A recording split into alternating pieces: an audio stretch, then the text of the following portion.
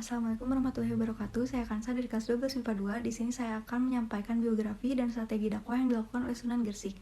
Sunan Gresik merupakan tokoh Wali Songo yang memiliki nama asli Maulana Malik Ibrahim atau seringkali disebut dengan Makdum Ibrahim As-Samarkandi. Beliau diperkirakan lahir di Samarkandi yang berada di Asia Tengah pada awal abad ke-14. Ia bersaudara dengan Maulana Ishaq. Ayahnya merupakan ulama Persia yang bernama Maulana Jumadil Kubro. Maulana Malik Ibrahim pernah bermukim di Champa atau yang sekarang kita kenal sebagai Kamboja selama 13 tahun sejak tahun 1379 Masehi. Beliau lalu menikahi putri raja dan dikaruniai 2 putra, yaitu Raden Rahmat yang sekarang kita kenal sebagai Sunan Ampel dan Said Ali Murtada atau Raden Santri. Strategi dakwah yang dilakukan oleh Maulana Malik Ibrahim atau Sunan Gresik yaitu pada tahun 1392 Masehi, beliau memutuskan untuk berhijrah ke Pulau Jawa dan meninggalkan keluarganya yang berada di Champa. Beberapa versi menyatakan bahwa kedatangannya disertai dengan beberapa orang. Daerah yang ditujunya pertama kali yaitu Desa Sembalo yang sekarang dikenal dengan daerah Leran. Aktivitas pertamanya yang dilakukan pada saat itu yaitu berdagang dengan cara membuka warung dan menjual kebutuhan-kebutuhan pokok dengan harga yang murah. Selain itu, beliau juga menyediakan diri untuk membantu mengobati masyarakat secara gratis. Maulana Malik Ibrahim juga mengajari cara-cara baru untuk bercocok tanam. Ia merangkul masyarakat-masyarakat kasta bawah yang pada saat itu sedang disisihkan dalam hidup. Maka sempurnalah misi pertamanya, yaitu mendapatkan tempat di hati masyarakat sekitar yang pada saat itu sedang dilanda krisis ekonomi dan perang saudara. Setelah berhasil membangun dan menata pondokan tempat belajar agama di Leran, pada tahun 1419 Masehi, beliau wafat. Makamnya kini terdapat di Kampung Gapura, Gresik yang berada di Jawa Timur. Sekian penyampaian biografi dan strategi dakwah yang dilakukan oleh Sunan Gresik.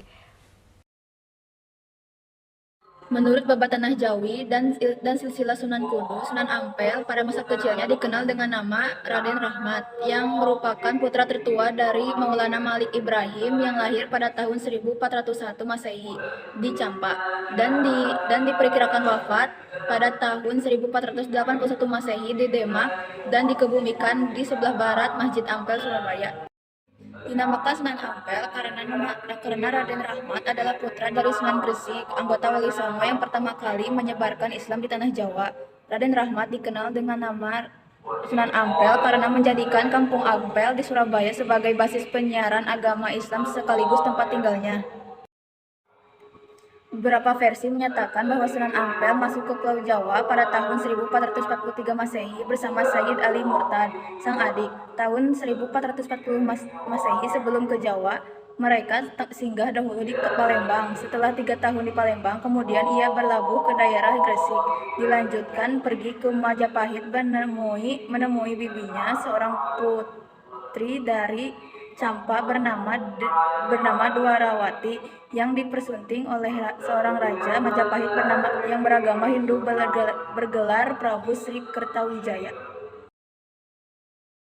Assalamualaikum warahmatullahi wabarakatuh. Kalau Ragni dari kelas IPA 2 akan mempresentasikan Sunan Giri. Nama kecil Sunan Giri adalah Raden Paku alias Muhammad Ainul Yakin. Ada pula yang menyebutnya Jaka Samudra. Ayahnya Maulana Ishaq, saudara kandung Maulana Malik Ibrahim. Maulana Ishaq berhasil mengislamkan istrinya, tetapi gagal mengislamkan sang mertua.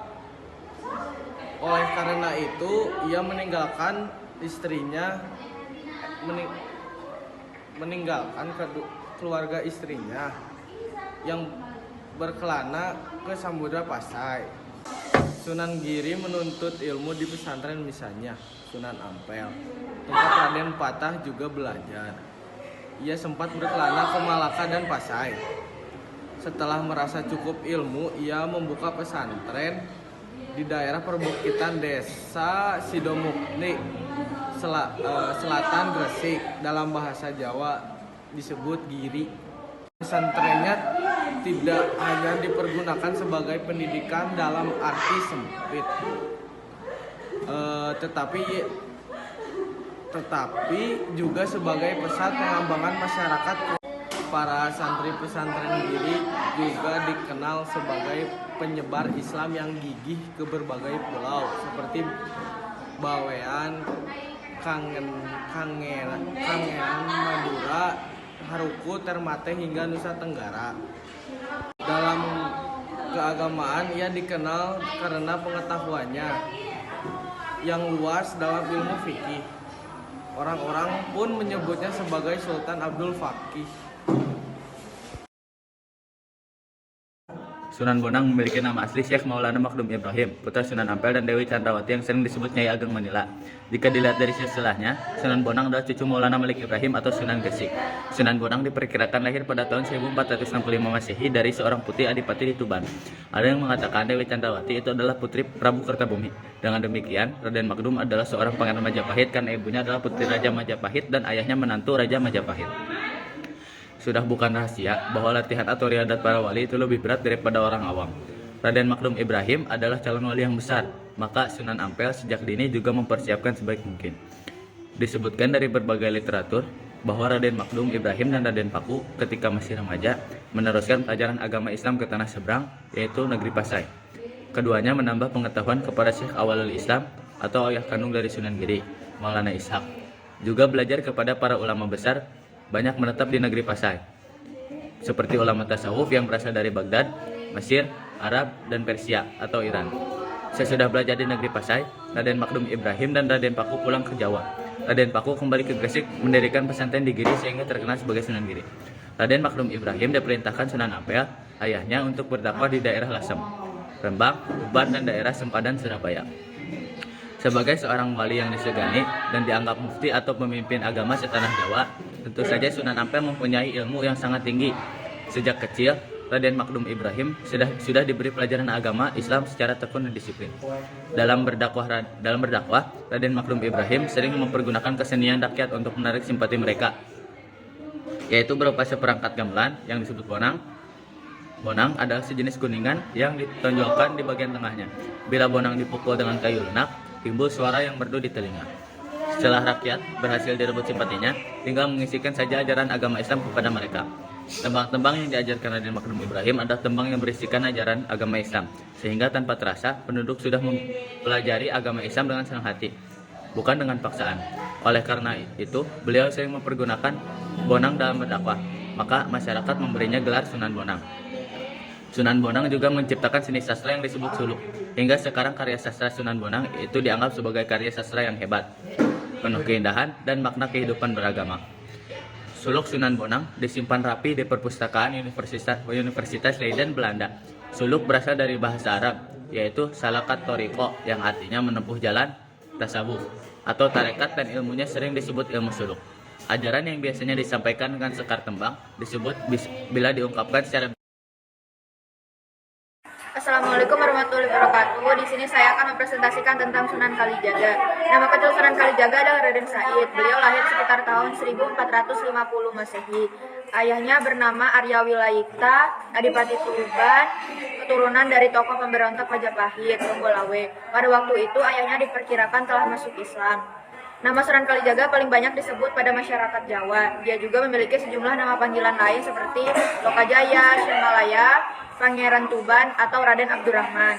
Pada saat di Cirebon, Sunan Kalijaga pernah bersahabat erat dengan Sunan Gunung Jati. Masa hidup Sunan Kalijaga diperkirakan lebih dari 100 tahun. Sunan Kalijaga ikut merancang pembangunan Masjid Agung Cirebon dan Masjid Agung Demak. Tiang Tatal yang merupakan salah satu dari tiang utama masjid adalah kreasi Sunan Kalijaga. Sunan Kalijaga juga mempunyai pola berdakwah yang sama dengan mentor sekaligus sahabatnya, yaitu Sunan Bonang. Ia juga memilih kesenian dan kebudayaan sebagai sarana berdakwah. Ia sangat toleran dengan budaya lokal.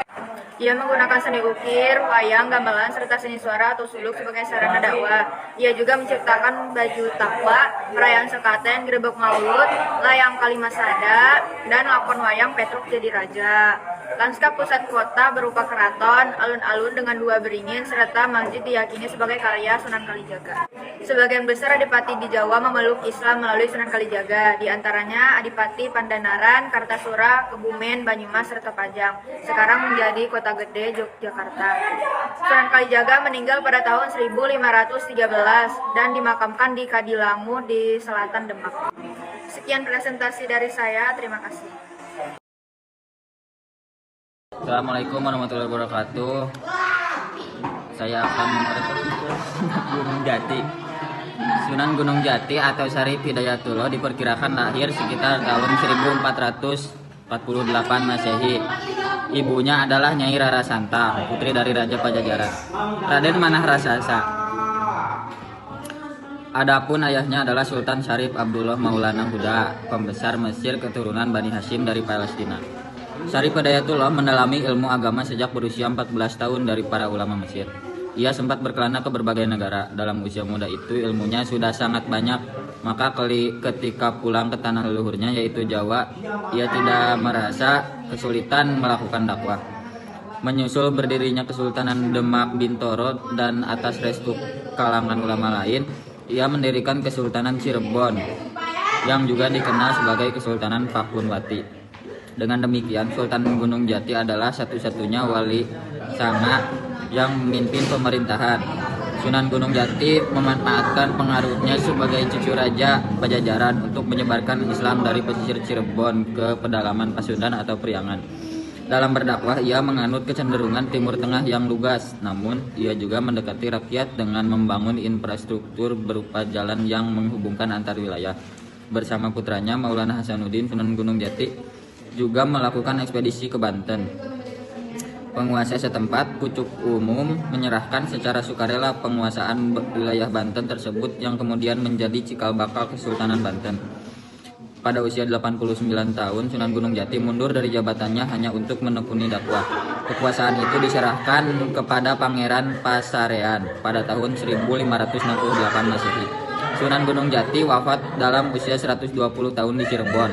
Ia dimakamkan di daerah Gunung Sembung, Gunung Jati, sekitar 15 km sebelum kota Cirebon dari arah barat. Sekian dari saya. Wassalamualaikum warahmatullahi wabarakatuh.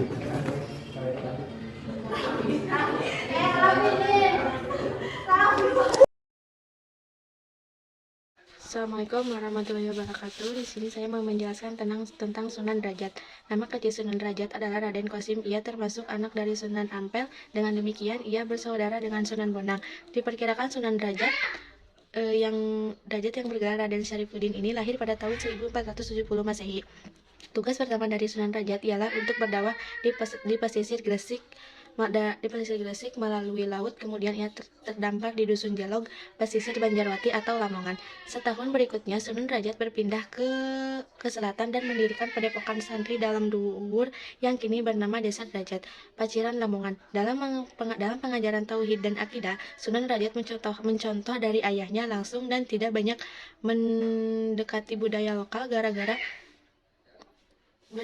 cara penyampaiannya mengadaptasi kesenian yang dilakukan Sunan Muria dan banyak berdakwah kepada masyarakat dengan menekankan kedermawanan, kerja keras, dan peningkatan kemakmuran masyarakat.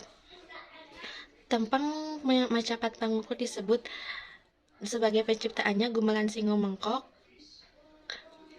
Peninggalannya terdapat di Museum Daerah Sunan Derajat. Sunan Derajat dikenal sebagai seorang yang bersahaja dan suka menolong. Ia banyak mengasuh anak-anak yatim dan fakir miskin di pondok pesantrennya. Sekian tentang Sunan Derajat. Wassalamualaikum warahmatullahi wabarakatuh. Assalamualaikum warahmatullahi wabarakatuh. Perkenalkan, nama saya Dewi Alini dari kelas 12 MIPA 2. Di sini saya akan menjelaskan tentang salah satu wali songo yang bernama Sunan Kudus. Nama kecil Sunan Kudus adalah Ja'far Shodiq. Ia putra pasangan Sunan Ngudung dan Syarifah adik Sunan Bonang, anak Nyai Ageng Maloka. Sunan Ngudung adalah salah seorang putra sultan di Mesir yang berkelana hingga di Jawa. Di Kesultanan Demak, ia pun diangkat menjadi panglima perang. Sunan Kudus banyak berguru kepada Sunan Kalijaga, kemudian dia berkelana ke daerah tandus di Jawa Tengah seperti Sragen, Simo, dan Gunung Kidul.